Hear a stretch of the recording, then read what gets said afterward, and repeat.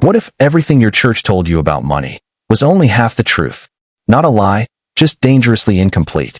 Stay with me, because this one will shake your theology. Every Sunday, millions of Christians sit in pews feeling guilty about wanting a better life. They've been quietly taught that wanting wealth is basically wanting sin. They pray for provision, but feel ashamed when they actually get it. They serve a God of abundance, but live with a psychology of scarcity. That is not faith. That is fear wearing a Bible verse. Today we're going to look at what the Bible actually says about wealth. And spoiler alert, it's far more nuanced, far more empowering, and far more challenging than you've been told. King Solomon was the richest man who ever lived. God gave him that wealth, not despite being faithful, because of it. Let that sink in for a moment. The early church wasn't afraid of wealth. They were afraid of what wealth could do to a person's heart. There is a massive difference between those two fears, and most Christians have confused them. Being poor does not make you holy. Being rich does not make you evil. Being consumed by either one, that is where the danger lives. We are going to walk through the real biblical narrative on wealth today, from Genesis to Revelation, and it will surprise you, convict you, and ultimately set you free. Because the real question isn't, can a Christian be rich? The real question is, what kind of rich person will you become? So buckle up. This is a theology lesson, a history lesson, and a financial wake-up call, all wrapped in about 10 minutes. And it might be the most important 10 minutes of your financial life. Let's start with the most misquoted verse in Christian financial history. Most people say the Bible teaches that money is the root of all evil. But that is not what it says. 1 Timothy 6 verse 10 says the love of money, not money itself, is a root of all kinds of evil. That single word changes everything. Love of money, worship of money, obsession with money, that is the sin. Heart, that is the love of money. And that is destructive regardless of whether you are rich or poor. Now let's talk about Abraham. The Bible calls him the father of faith, a friend of God. He was also one of the wealthiest men of his time, rich in silver, gold, and livestock.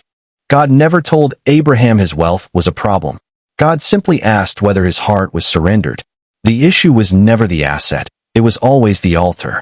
Where was Abraham's ultimate loyalty? King David accumulated staggering national wealth.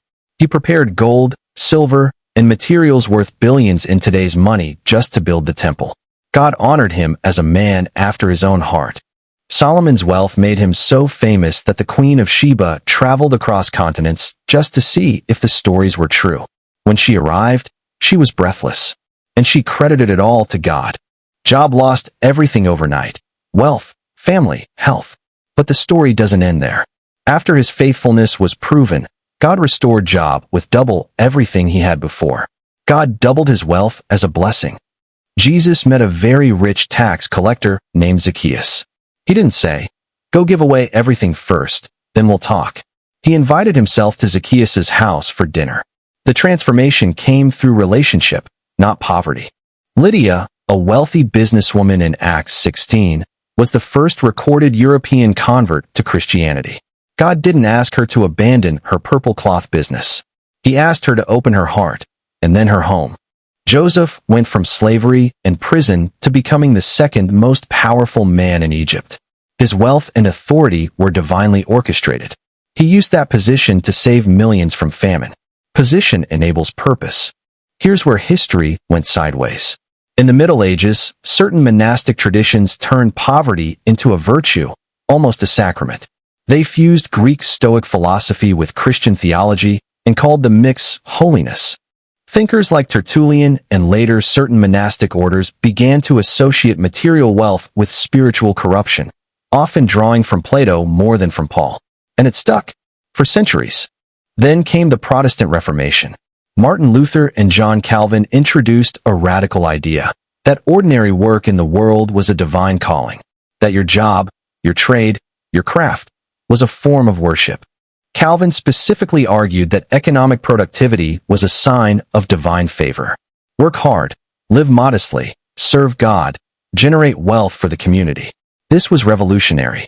This became the foundation of modern capitalism. But Christianity kept swinging to extremes. Either money is evil, so be poor and holy, or name it and claim it.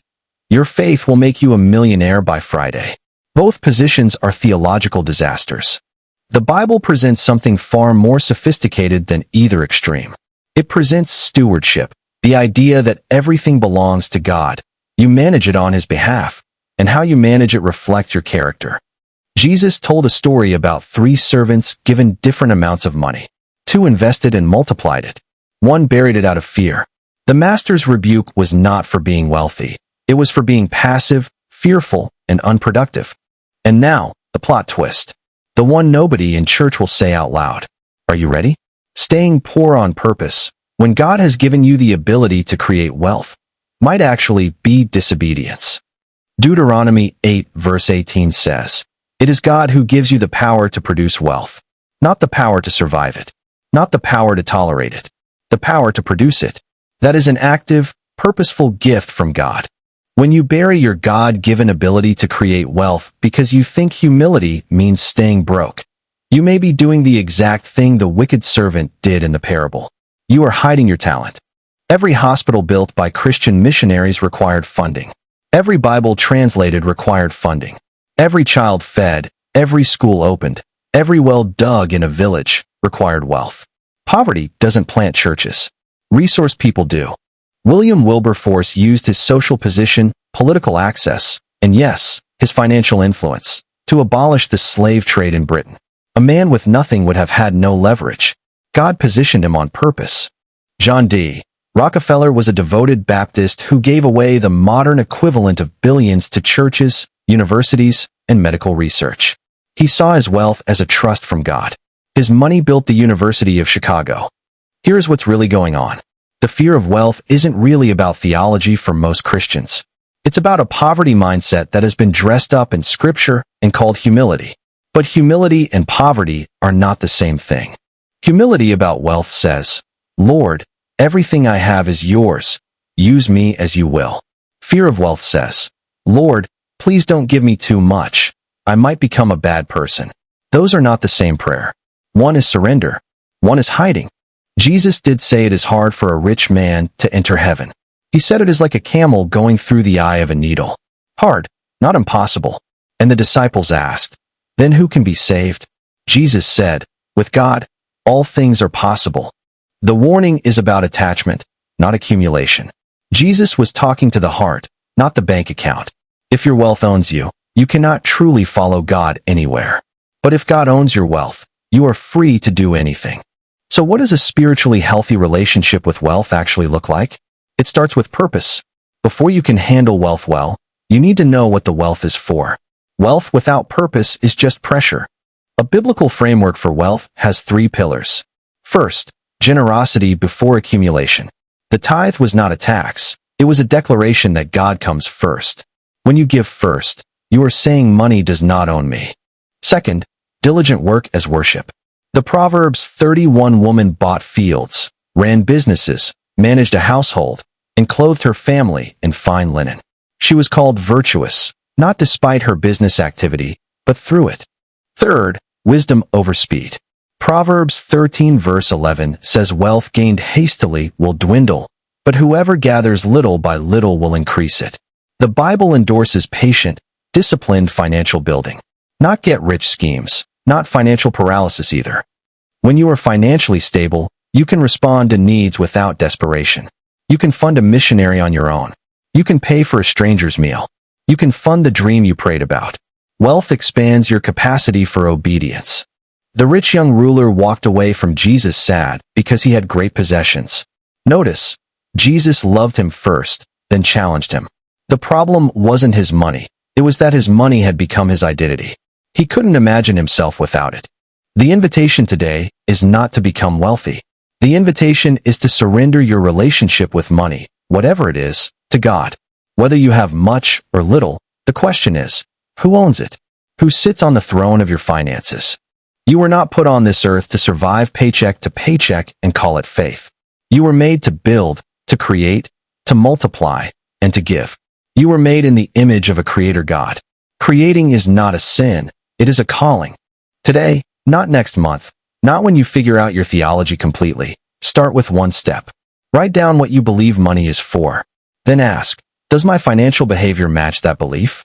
That honest question is where transformation begins. Christians are not called to be financially irrelevant. You are called to be the most generous, most productive, most strategically positioned people on earth, so that when God calls you to do something impossible, you have the resources to say yes. The Christian who fears wealth and the prosperity preacher who worships it are both wrong. The truth, the beautiful, liberating, challenging truth, is that money is a tool. And in the hands of a surrendered follower of Christ, it is a powerful one. If this challenged what you thought you believed, good. That means it worked. Like and share this video with someone who needs to hear it. And if you want to go deeper on faith and finances, hit subscribe, because we're just getting started.